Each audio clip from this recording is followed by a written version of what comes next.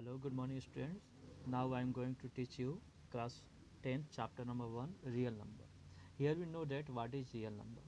ठीक है, real number is composition of two numbers, rational number and irrational number.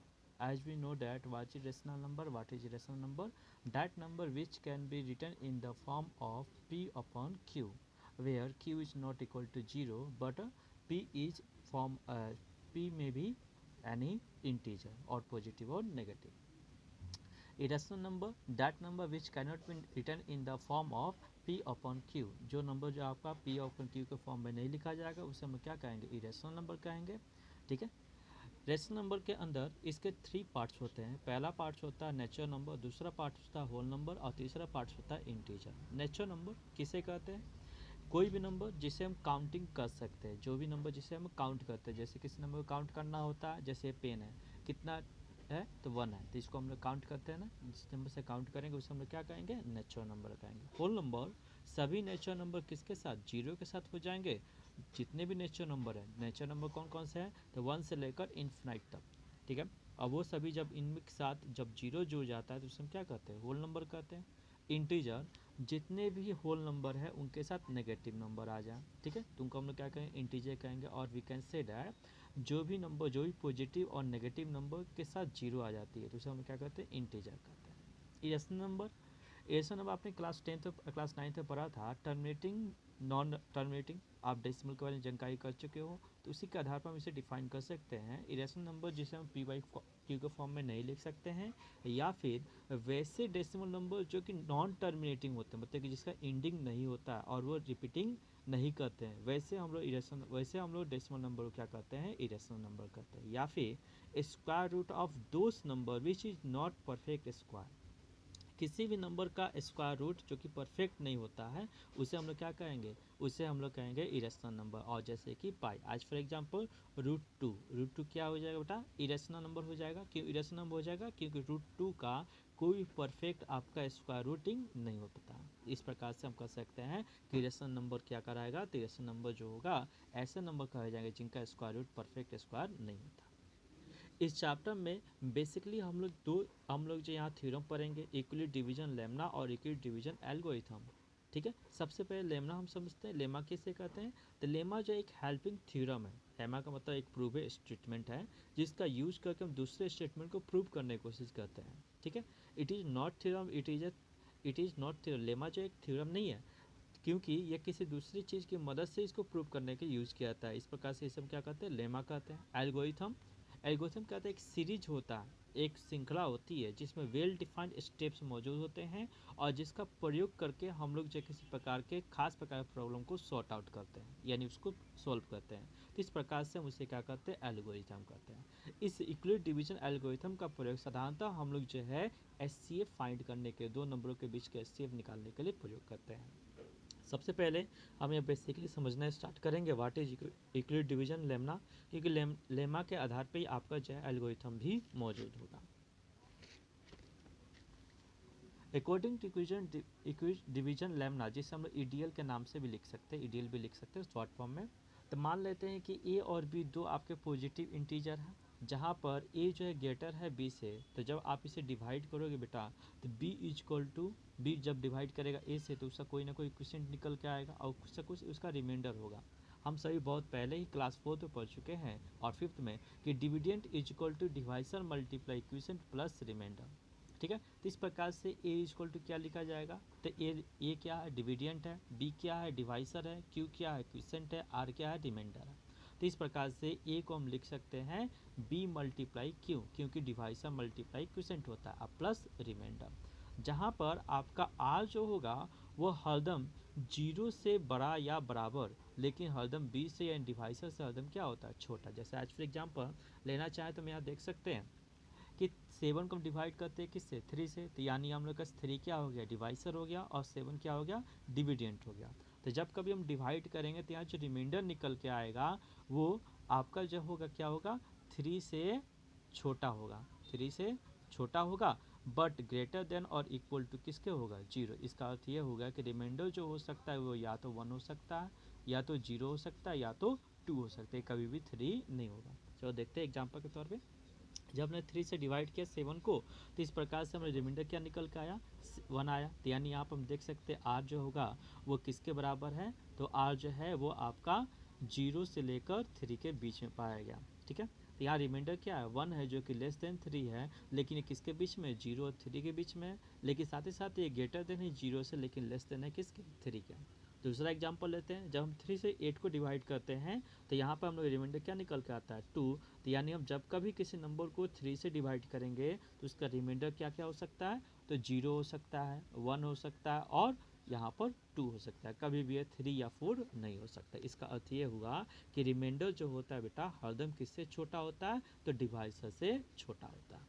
ठीक है, इसी प्रकार से एक और एग्जांपल हम लेते हैं यहाँ पर, जैसे कि 346 यानी 346 को डिवाइड करते हैं 11 से, तो यहाँ रिमाइंडर क्या बच के आएगा, रिमाइंडर जो होगा वो हम लोग का हरदम 0 से बड़ा या फिर 0 से बड़ा या बराबर होगा। ठीक है, रिमाइंडर जो होगा वो 0 से बड़ा या बराबर होगा, लेकिन हरदम छोटा होगा किससे, 11 से। इसका अर्थ ये हुआ कि रिमाइंडर जो हो सकता है वो 0 हो सकता है, 1 हो सकता है, 2 हो सकता है, 3 हो सकता है, 4 हो सकता है, 5, 6, 7, 8, 9, 10 और 10 हो सकता है। तो इस प्रकार से हम ये चीज़ देख सकते हैं कि रिमाइंडर जो होगा वो या तो इन सभी में से कोई एक नंबर ही हो सकता है, कभी भी 11 या 11 से ज़्यादा नहीं होगा। चलो देखते हैं, इसको प्रूव करते हैं। जब कभी 11 से हम 346 को डिवाइड करते हैं तो रिमाइंडर यहाँ पे क्या निकल कर आता है, 5। ठीक है, तो इस प्रकार से हम कर सकते हैं कि यहाँ पर जो डिवाइड किया गया, जब कभी हम किसी नंबर को डिवाइड करते किसी दूसरे नंबर से, तो रिमाइंडर जो होता है वो हरदम आपका 0 और डिवाइसर के बीच में पाया जाता है। ठीक है, यानी इस प्रकार से हम ये चीज़ कर सकते हैं। डिवाइस हम लोग क्या होता था, जैसा एल्गोरिथम में लिखा गया था कि a equal to b q plus r, यानी इस प्रकार से हम लोग को जो रिमाइंडर होगा वो 0 से लेकर कहाँ तक आएगा, b-1 तक आएगा। किसके बीच में होगा, 0 से लेकर b-1 के बीच में होगा। ठीक है, so we can say that इस प्रकार से जो हम जब इसको डिवाइड करें तो रिमाइंडर इनमें से कोई एक हो सकता है। और यहाँ पर हमने देखा भी कि रिमाइंडर क्या निकल के आया, वो 5 निकल का है, 11 से बड़ा नहीं हुआ। ठीक है, और ना ही 11 से बड़ा हुआ और ना ही ये 0 से छोटा हुआ। Now we able to solve the question based on it. अब हम यहाँ पर जो इस पर आधारित कुछ प्रॉब्लम जो होंगे उनको हम सोल्व करेंगे, लेकिन उसके पहले हम कुछ और भी एग्जांपल कंसेप्ट लेते हैं। जैसे कंसेप्ट है इक्वल डिवीजन लेमा के माध्यम से कि a equal to b q plus r. मान लेते हैं कि b जो है वो क्या हम लोग का 5 है, यानी b क्या है, डिवाइसर है। देन a में भी क्या लिखा जाएगा, a को हम क्या लिख सकते हैं, तो डिवाइसर मल्टीप्लाई क्यूसेंट, यानी क्यूसेंट को हम लोग मल्टीप्लाई करेंगे डिवाइसर, यानी 5 मल्टीप्लाई क्यू और प्लस रिमाइंडर, जहाँ पे r जो होगा वो 0, 1, 2, 3, 4 हो सकता है। इस प्रकार से अगर हम r की वैल्यू मान लेते हैं बेटा किसके बराबर, 1 के बराबर, देन हम लोग का जो होगा a इक्वल टू 5 प्लस 1 हो जाएगा। कोई दिक्कत। ठीक उसी प्रकार अगर हम दूसरे नंबर केस में r इक्वल टू 2 मान लेते हैं, तो जब r मानेंगे हम 2, तो यहाँ पे r के जगह पे क्या लिखेंगे, 2 लिखेंगे, यानी 5 प्लस 2 हो जाएगा। r की वैल्यू अगर 3 मानते हैं तो देन हम लोग का r के जगह पे क्या लिखना होगा, 3 होगा। तो इस प्रकार से a जो होगा 5 प्लस 3 हो सकता है। b जो इसी प्रकार से r इक्वल टू हम क्या मानते हैं, r इक्वल टू 4 मानते हैं, then a equal to 5 plus 4 हो सकता है। ठीक है, फिर इसका हम लोग r की वैल्यू अगर 0 मानते हैं, देन ये a जो होगा वो किसके बराबर होगा, 5 के बराबर। तो ये बात आपको समझ में आ गई है। इसी प्रकार कुछ प्रॉब्लम होंगे जिनको सोल्व करेंगे। ठीक है, फिर इसी प्रकार से अगेन एक और क्वेश्चन लेते हैं कि जहाँ पे b यानी डिवाइसर किसके बराबर है, 8 के बराबर है। देन रिमाइंडर जो होगा वो 0 से 8 के बीच में होगा, यानी 0 से 8 के बीच में होने का मतलब है ये 0 हो सकता है, 1 हो सकता है, 2 हो सकता है, 3 हो सकता है, 4 हो सकता है, 5 हो सकता है, 6 और 7। देन a में भी a जो होगा a इक्वल टू 8 प्लस 0 यानी 8 हो जाएगा, या फिर कि r इक्वल टू 1 लेते हैं, देन 8 प्लस 1 हो जाएगा, r की वैल्यू 2 लेते हैं तो 8 प्लस 2 हो जाएगा। इस प्रकार से फर्दर हो सकता है।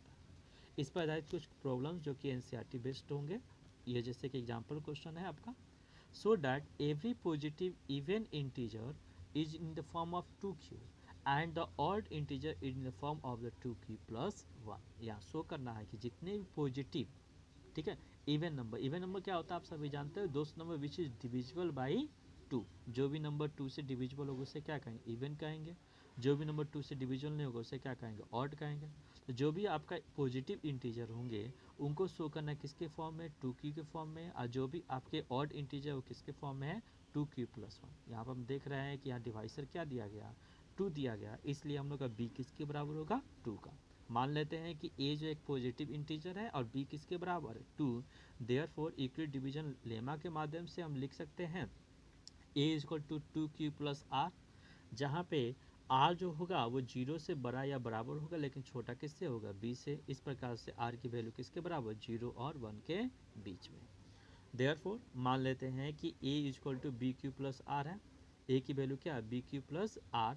देन हम लोग को b की वैल्यू क्या माना है, तो 2 माना गया है, b = क्या लिया गया है, 2, ठीक है।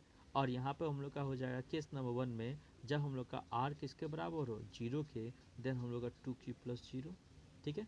ठीक उसी प्रकार जब r की वैल्यू हम दूसरी अवस्था में 1 लेते हैं, तो यहाँ पे हम लोग का a = क्या हो जाएगा, 2q+1। देयरफॉर हम ये चीज़ कर सकते हैं कि 2q+1 जो है एग्जैक्टली डिविजिबल नहीं है 2 से। इस प्रकार से ये क्या है, एक ऑड इंटीजर है।